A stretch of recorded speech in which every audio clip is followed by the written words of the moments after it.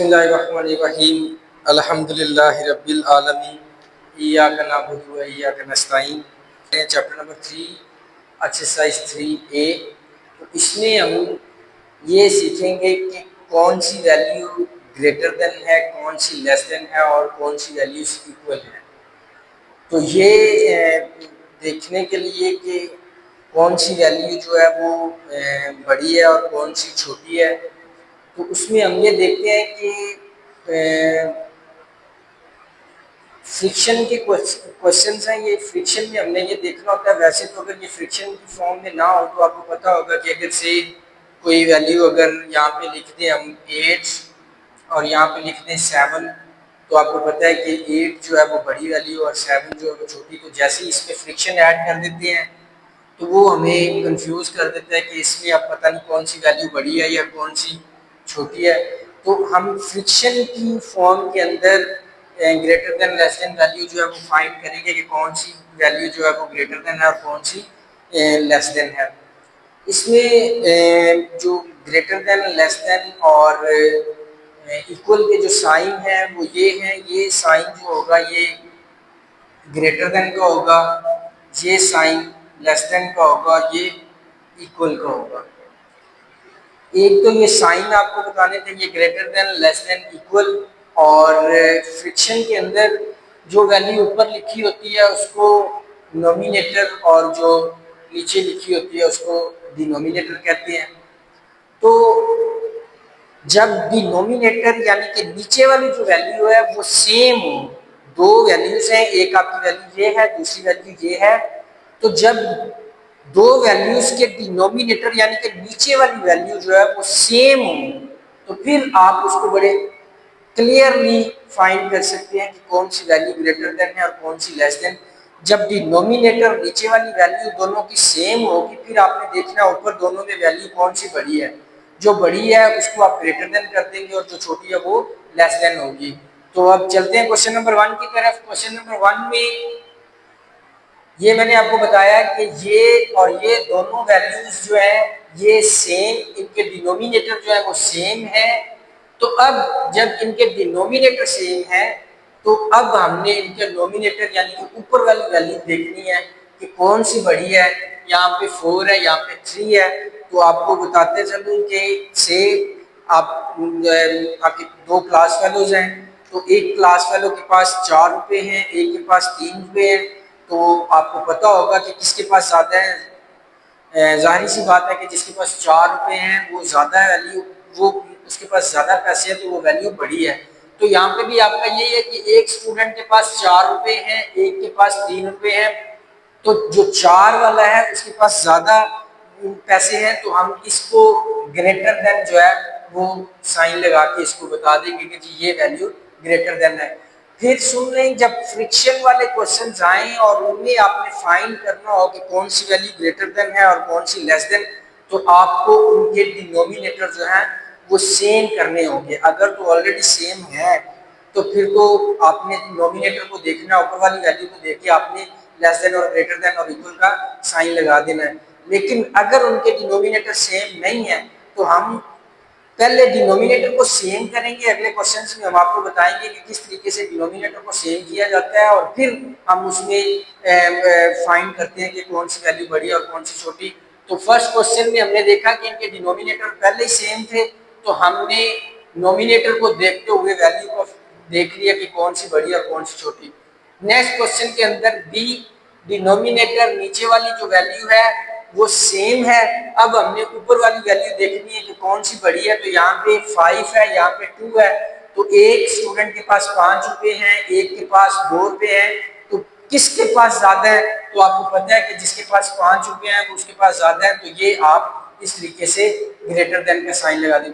अब ये जो ग्रेटर देन और लेस देन के साइन पे भी मैं आपको बता दूं, ये है तो दोनों सेम एक तरह का ही। बस ये है कि आप ये समझ लें कि ये जिस तरफ को ये खुला हुआ है आप इसको इसका समझ लें कि ये इसका माउथ है यानी कि मुंह है। तो जिस तरफ ये खुला होगा वो वैल्यू बड़ी होगी। ये इसका इस तरफ मुंह खुला है तो ये ग्रेटर देन है, इसका इस तरफ खुला है तो ये वाली साइड ग्रेटर देन है। तो आपको ये पता होना चाहिए कि जो वैल्यू बड़ी होगी, आपने इसका मुंह जो है वो उस तरफ को खोल देना है। अब नेक्स्ट क्वेश्चन जो है वो उसमें बी डिनोमिनेटर जो है ये दोनों सेम है।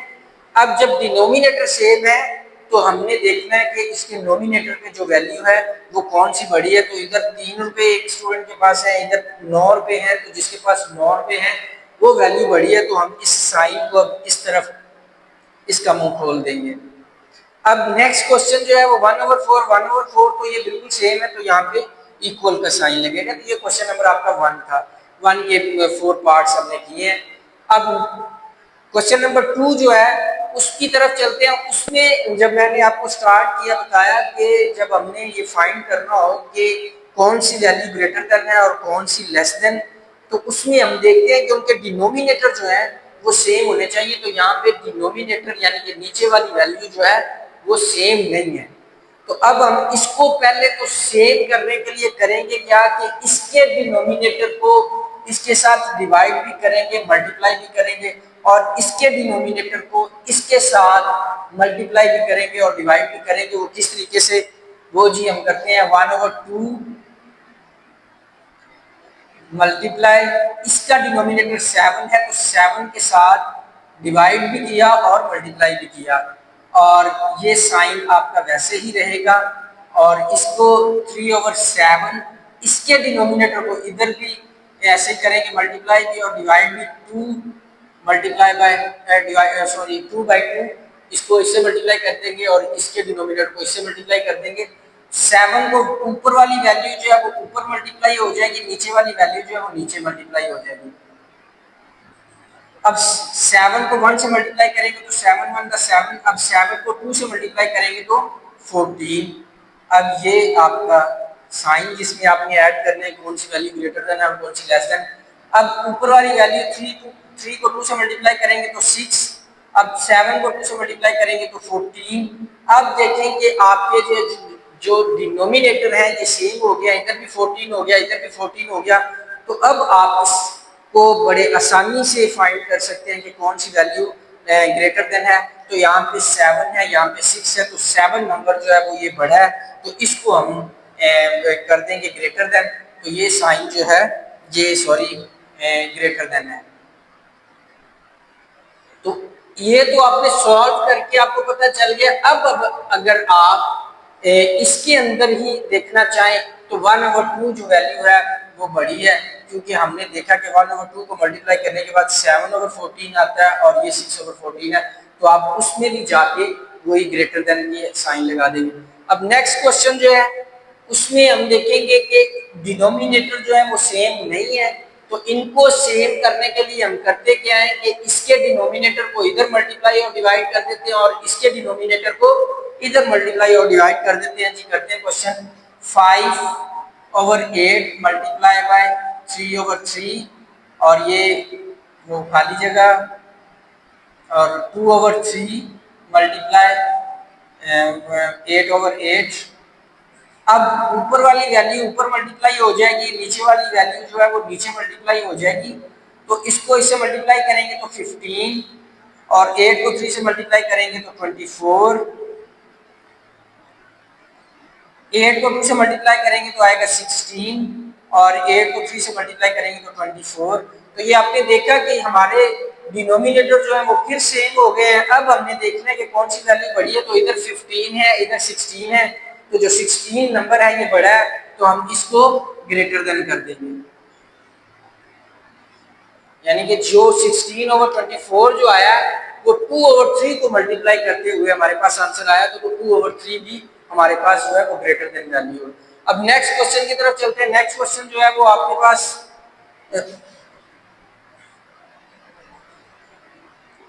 3/4 और 7/10 है, तो इनके डिनोमिनेटर भी सेम नहीं है। इनके डिनोमिनेटर को सेम करने के लिए हम जो करेंगे काम कि इसके डिनोमिनेटर को इधर मल्टीप्लाई और डिवाइड कर देंगे और इसके डिनोमिनेटर को इधर कर देंगे।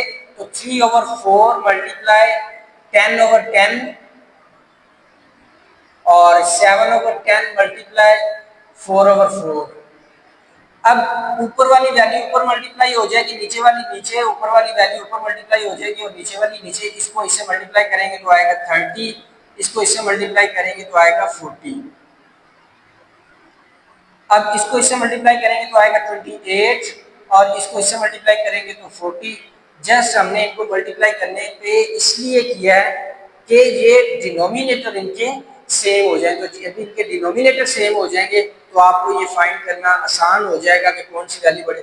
अब इधर 30 है, इधर 28 है, तो 30 नंबर जो है ये बड़ा है, तो इसको हम ग्रेटर देन कर देंगे। और 30 नंबर किसको मल्टीप्लाई करके आया, 3 को, तो 3/4 ये हमारा ऊपर भी वही साइन आ जाएगा जो वैल्यू ग्रेटर देन है। नेक्स्ट क्वेश्चन जो है वो 8/9 और 7/8 है, तो इसको भी इसके डिनोमिनेटर को हम सेम करने के लिए इसके डिनोमिनेटर को इससे मल्टीप्लाई डिवाइड करेंगे और इसके डिनोमिनेटर को इधर मल्टीप्लाई और डिवाइड करेंगे। तो चलते हैं 8/9